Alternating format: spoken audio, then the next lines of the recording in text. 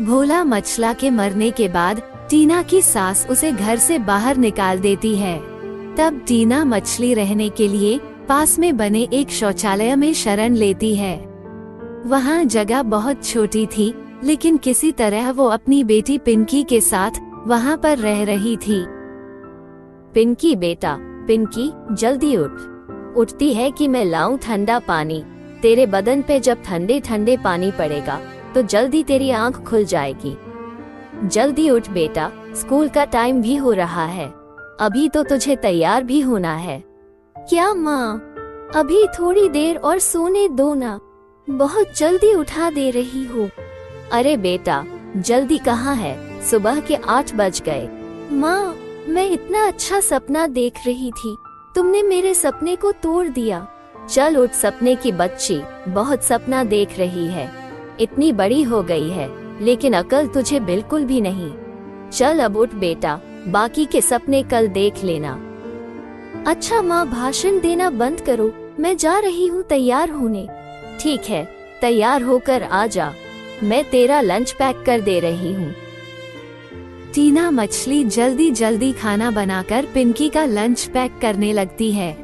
अरे माँ, आज तुमने लंच में क्या बनाया है? मैंने तेरे लंच में कुछ मछलियाँ रखा है। क्या माँ, जब देखो कई दिन पहले की पुरानी मछलियाँ। मुझे नहीं खाना। आपको मछलियों के अलावा और कुछ बनाने नहीं आता क्या? मैं आज लंच लेके नहीं जाऊंगी, इसे आप ही खा लेना। अरे पिंकी, इतना गुस्सा क्यों करती है? तू खाली पेट स्कूल में कैसे रहेगी?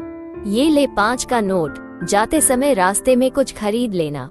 टीना मछली के घर का रोज का किस्सा यही था। उसके पति को गुजरे हुए कई साल हो चुके थे। टीना अकेली ही अपनी बेटी की देखभाल कर रही थी। वो अपनी बेटी को पढ़ा लिखाकर डॉक्टर बनाना चाहती थी, लेकिन उसकी बेटी बहुत ही नकचड़ी थी। वो अपनी माँ टीना से प्यार तो करती थी, लेकिन उसकी टोका टाकी पिंकी को बिल्कुल पसंद नहीं थी।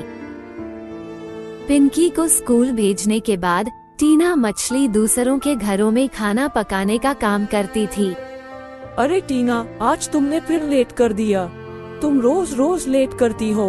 देखो, साहब अभी तक भूखे बैठे हैं। चलो जल्दी से नाश्ता बनाओ। अभी बना देती हूँ मालकिन। क्या करूँ, मेरी एक छोटी सी बच्ची है, मैं उसे स्कूल भेजकर तभी यहाँ आती हूँ।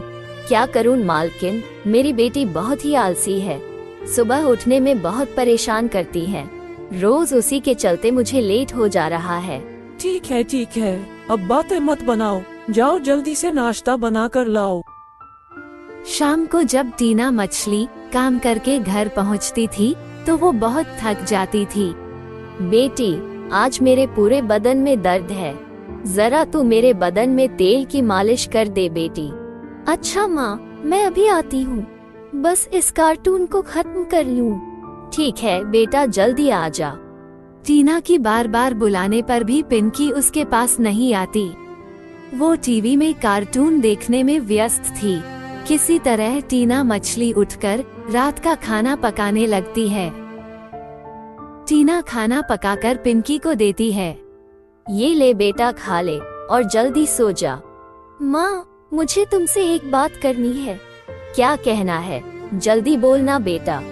माँ, मेरी स्कूल के सारी फ्रेंड पिकनिक पर जा रही हैं और इसके लिए मुझे स्कूल में 1000 रुपए 2 दिन के अंदर जमा करने हैं।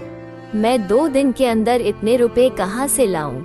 नहीं माँ, मुझे तो पिकनिक पर जाना ही है।